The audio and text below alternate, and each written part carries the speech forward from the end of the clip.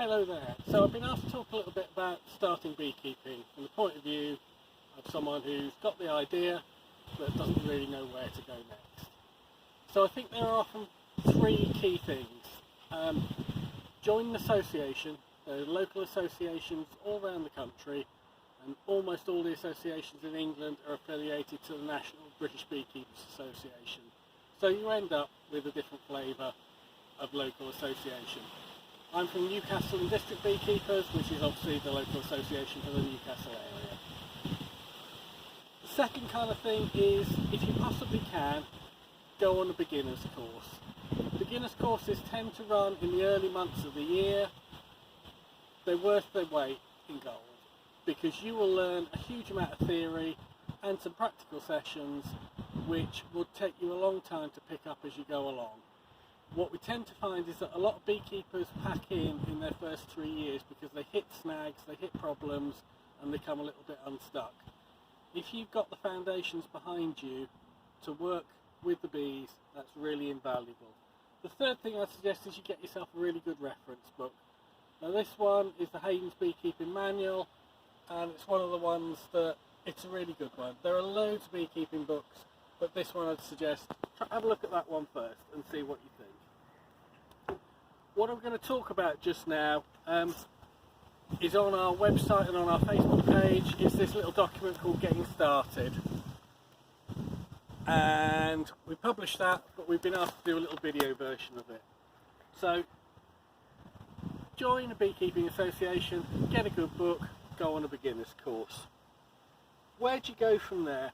Well, the local associations are all affiliated to the National British Beekeepers Association. What that gives you is it gives you insurance for public liability, third-party insurance, which is really important if you're keeping bees on allotments or public spaces. The other thing a lot of people ask is equipment. Now there are a lot of equipment suppliers. These are the catalogues of just a couple around the country. To get started in beekeeping isn't the cheapest of hobbies. To get a hive, the bees, a bee suit, some protective kit and hive tools and things like that, it's not a huge amount of kit, but it's probably going to cost you about £500. Beekeeping rarely stays at one hive. Often the suggestion is to start with 2, and each year you have to deal with swarming, so you always have to have a lot of spare kit around. So the costs keep on coming. So not the cheapest hobby, but if you shop at the right times, in the sales and things like that, you can really keep the costs down. Training I've talked a little bit about. The local training course currently is at Northumberland College, Kirkley Hall campus, which is out in Ponteland. Runs March through to May. Unfortunately this year, 2020, it was deferred because of coronavirus. I'm not quite sure on their plans for 2021 yet. But that's the local course at this moment in time. How much time does beekeeping take? You kind of got to want to look after bees, and each hive is probably going to take you on average an hour a week. The tricky part is it can't be any old hour of the week. It needs to be an hour on a warmish, mild day when you check the hives, often sort of middle of the day ideally. Hives need checking regularly, every week in the summer, sometimes more often than that. In the autumn and winter, much less frequently. Where do you get bees from? Beekeepers will often have more bees than they want and will sell colonies on. In this area we've got some larger bee farmers, and they sell bees. A nucleus, which is a small colony of bees, will cost you roughly £150, but I ballpark that within the sort of 500 you're talking for setup costs. A beehive is quite a big unit. They can start off just as you can see behind you, just sort of about waist height. They can get a lot bigger, and they can get up to sort of shoulder height or higher. Inside each beehive you're talking about 50 or 60,000 bees. Now you can keep them in gardens and small urban spaces. Often people find after a couple of years they need more space and move out of those.